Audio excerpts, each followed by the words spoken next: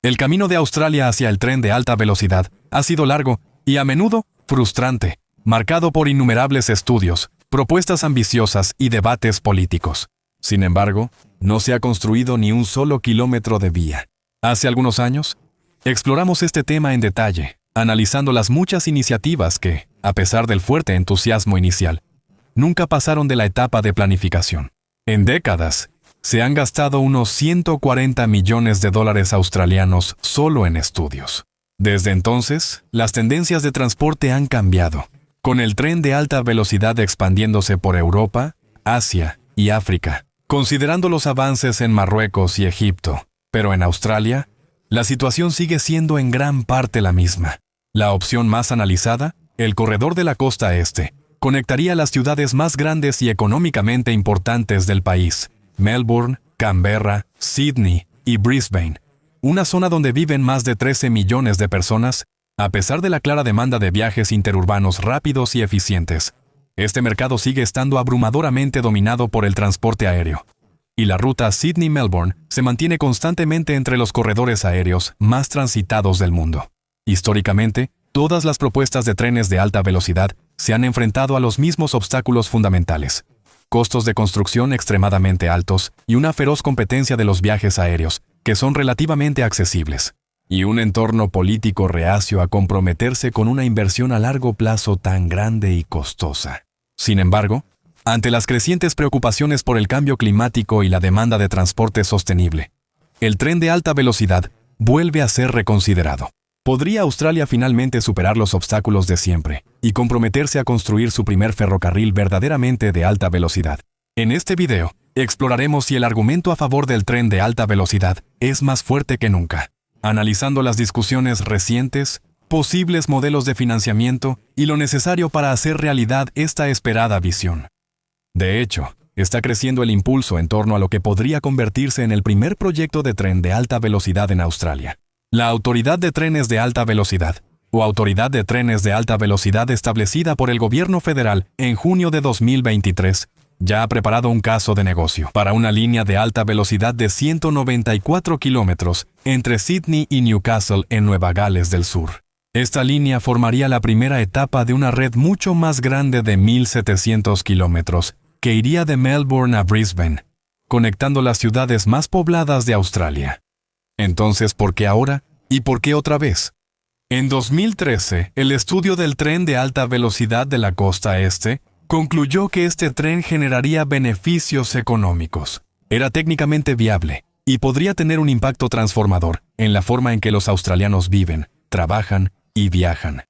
En 2019, un análisis del gobierno de Nueva Gales del Sur sobre el corredor Sydney-Newcastle confirmó que conexiones ferroviarias rápidas entre centros principales y zonas en crecimiento impulsan el desarrollo de viviendas y empleos. Desde entonces, Australia ha tenido crecimiento poblacional en la costa este, cambios en asentamientos, nuevos hábitos laborales por la pandemia de COVID-19 e impactos crecientes del cambio climático. Factores que en conjunto refuerzan el argumento a favor del tren de alta velocidad. En la última década, Australia invirtió más de 100.000 millones de dólares en grandes proyectos ferroviarios como el Metro de Sydney, el ferrocarril Cross River, el Metro de Melbourne y el ferrocarril Inland. Estos proyectos han creado una base de habilidades en la construcción que antes no existía a esta escala. Hoy, Australia posee experiencia en ingeniería de clase mundial, técnicas avanzadas de construcción y una fuerza laboral ansiosa por oportunidades continuas y certeza a largo plazo. El corredor ferroviario existente entre Sydney y Newcastle es el más transitado de Australia, transportando a casi 15 millones de pasajeros cada año. Además de grandes volúmenes de carga, los servicios de pasajeros suelen interrumpirse por movimientos de mercancías. Con la expectativa de que la red llegue a su máxima capacidad a inicios de 2040, el tren de alta velocidad se considera cada vez más la única solución viable a largo plazo. El viaje en tren dura unas 2 horas y 40 minutos, cerca de media hora más que en auto. Y en 2024, fue el corredor interurbano más poco confiable en el área metropolitana de Sydney, con menos del 79% de los trenes cumpliendo los objetivos de puntualidad. La autopista M1 que mueve casi 91.000 viajes en un día laboral, está cada vez más congestionada y sigue siendo vulnerable a incidentes de tráfico que causan retrasos importantes. La demanda en este corredor es alta. Cada año se realizan unos 40 millones de viajes entre Newcastle, la costa central y Sydney, en todos los medios de transporte, en comparación con alrededor de 10 millones entre Melbourne y Sydney, y solo 7 millones entre Canberra y Sydney.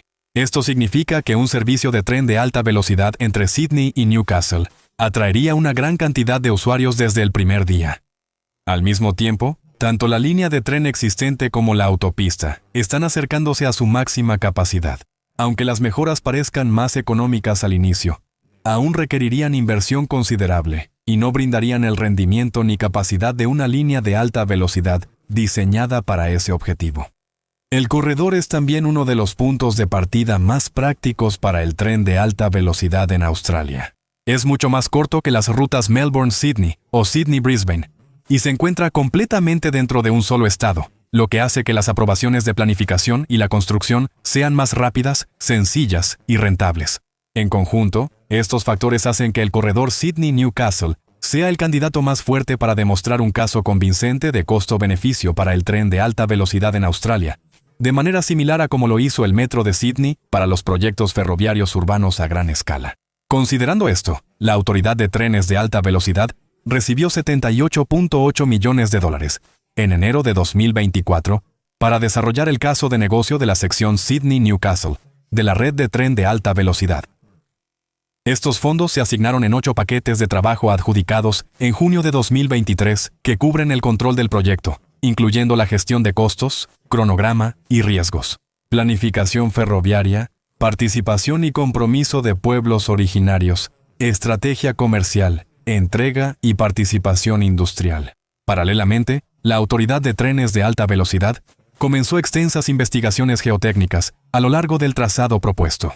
Esto incluyó la perforación de 27 pozos en puntos críticos para comprender mejor las condiciones del terreno. Estos estudios son especialmente importantes porque se espera que aproximadamente el 60% del futuro corredor de alta velocidad pase por túneles. Una necesidad impulsada por el terreno desafiante y el requisito de cruzar varios parques nacionales. Una vez completado, el caso de negocio se presentó a Infraestructura Australia, una autoridad estatutaria independiente responsable de proporcionar investigación y asesoría a los gobiernos y la industria sobre inversiones en infraestructura de importancia nacional. Infraestructura Australia evalúa proyectos que solicitan más de $250 millones de financiamiento federal y promueve reformas en la planificación, financiamiento, entrega y operación de las redes de infraestructura del país. El 6 de noviembre de 2025, Infraestructura Australia publicó una evaluación positiva del caso de negocio Sydney-Newcastle, recomendando que se proceda con una fase de desarrollo de 2 años. La Red Nacional de Trenes de Alta Velocidad está planeada para entregarse en etapas, con cada fase adaptada para satisfacer las necesidades específicas de los clientes interurbanos y regionales a lo largo de la costa este de Australia. El caso de negocio plantea 3 etapas, pero el momento y alcance de las etapas 2 y 3 se definirán después por consultas y la dirección del gobierno australiano. La etapa 1 se centra en conectar Newcastle y Sydney e incluye 3 segmentos clave: de Newcastle a la costa central, de la costa central a Sydney Central y de Sydney Central al nuevo aeropuerto internacional del oeste de Sydney. La etapa 2 extendería el tren de alta velocidad para unir las capitales de la costa este y centros regionales, conectando Melbourne con Victoria, Canberra con Sydney y Brisbane con el sureste de Queensland y norte de Nueva Gales del Sur. Finalmente, la etapa 3 completaría toda la red de la costa este al conectar la región de Victoria con Canberra y extender la línea desde Newcastle hasta el sureste de Queensland y el norte de Nueva Gales del Sur, como la primera etapa de esta red nacional. La propuesta de tren de alta velocidad Newcastle-Sydney incluye 6 estaciones: Newcastle Lake, Macquarie, la Costa Central, Sydney Central, Parramatta y el Aeropuerto Internacional del Oeste de Sydney. El trazado dedicado de alta velocidad abarcaría 194 kilómetros con 115 kilómetros de túneles, 41 kilómetros de vía en superficie y 38 kilómetros de puentes y viaductos. Los trenes operarían a velocidades de hasta 320 kilómetros por hora en las secciones abiertas y hasta 200 kilómetros por hora dentro de los túneles. El proyecto también incluye la integración con redes de transporte locales y regionales, la modernización de los recintos de las estaciones y los intercambios, nuevas instalaciones de estacionamiento y un taller dedicado para resguardo y mantenimiento en la costa central. El despliegue preferido, según el caso de negocio, es introducir los servicios de alta velocidad entre Newcastle y el aeropuerto del oeste de Sydney en etapas. De Newcastle a la costa central en 2037, luego a Sydney Central en 2039 y finalmente al aeropuerto internacional del oeste de Sydney en 2042. Aunque el estudio considera una amplia gama de beneficios, el aspecto que más capta la imaginación del público es, por supuesto, el tiempo de viaje con el tren de alta velocidad. Los viajes entre Newcastle y Sydney Central pasarían de 2 horas 40 minutos a cerca de 1 hora. El viaje de Newcastle a Parramatta bajaría de 2 horas con 37 minutos a aproximadamente 1 hora con 15 minutos. El viaje de Newcastle al Aeropuerto Internacional del Oeste de Sydney se reduciría notablemente de 3 horas con 26 minutos a cerca de 1 hora con 30 minutos. Para el año 2061 se espera que el corredor genere alrededor de 227 millones de viajes por año. Cuando hablamos del costo, las cosas se ponen interesantes. Aunque el costo oficial completo de la etapa 1 aún no se ha hecho público, el director general de Autoridad de Trenes de Alta Velocidad, Tim Parker, ya ha reconocido que será una inversión nacional significativa.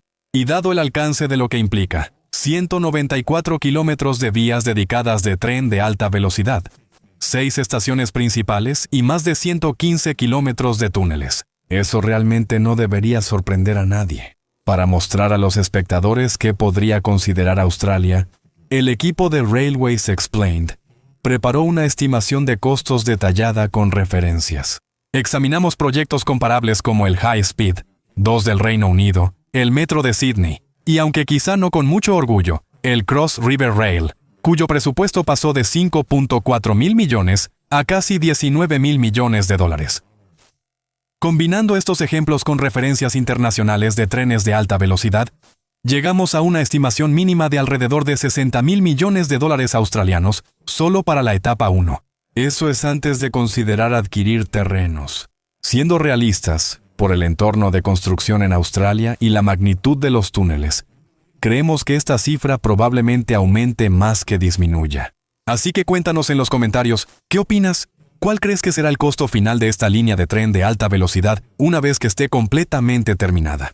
Como puedes ver en la pantalla, esta estimación cubre mucho más que solo la vía férrea física. Incluye todo lo necesario para operar un sistema de alta velocidad de clase mundial. Túneles, puentes, estaciones, depósitos de trenes, suministro eléctrico, señalización y reservas de contingencia para un megaproyecto así. Con cerca del 60% del corredor en túneles y grandes interfaces urbanas en ambos extremos.